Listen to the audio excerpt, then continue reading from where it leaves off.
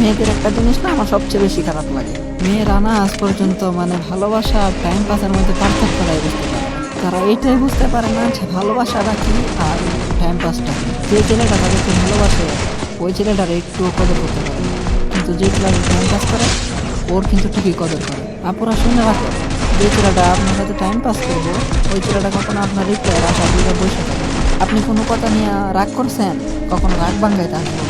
আর সেই ছেলে নিজে থেকে কখনো এসএমএস কিংবা কল কোনোটাই করবো না। কখনো যদি আপনি অন্য ছেলেদের সাথে ঘোরাফেরা করেন কিংবা তার সাথে কথা বলেন, তখন তার ওইটাতে কোনো যায় আসবো না, ঠিক আছে? তোমার কখনোই বলবো না যে তুমি ওর সাথে যাও না, ওর সাথে মিশো না, ওর সাথে কথা বললো না, তুমি কই গেছো না গেছো ওইগুলাতে তার কোনো মাথা ব্যথা থাকবো না, বুঝছো? মানে তার শুধু একটাই টার্গেট থাকবে যে আপনার সাথে কেমন মেলামেশা করবে। আর যে ছেলেটা আপনারা ভালোবাসবো ওই আপনার সবসময় কেয়ার করবো, রেসপেক্ট, সম্মান সবগুলাই কিন্তু করবো, ঠিক আছে? যদি আপনি অন্য ছেলেদের সাথে কথাই বলেন ওইটাতেও তার অনেক পরিমাণ রাগ হইব, অনেক জ্বলবো তার, মানে সে এগুলো মাইনা নিতে পারবো না।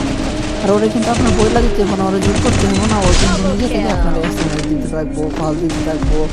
আপনি যতক্ষণ বিরক্ত না হয়, বিরক্ত হইলে আপনার এসএমএস করবো। আর সে সারাক্ষণ আজকেও বসে থাকবো, আপনি কখন একটা এসএমএস দিবেন, কল দিতে থাকবেন, সারাক্ষণ যে আপনারা ভালোবাসবো সবসময় একটা কথাই বলবো যে তুমি ওর সাথে কথা বলো না, ওর সাথে কথা বলো না। এমনকি আপনার যদি কোনো বেস্ট ফ্রেন্ডের তাকে ছেলে পেয়েছে তুমি তারপরও সে না করে দিবে যে তুমি তার সাথে কথা বলবে, কারণ সে যেহেতু ছেলে অবশ্যই বুঝতে পারে যে একটা ছেলে কি চাই। তো তার জন্য সবার থেকে দূরে থাকতে বলে। যদি আপনাকে কেউ ভালোবাসে তাহলে তার কদর করবে।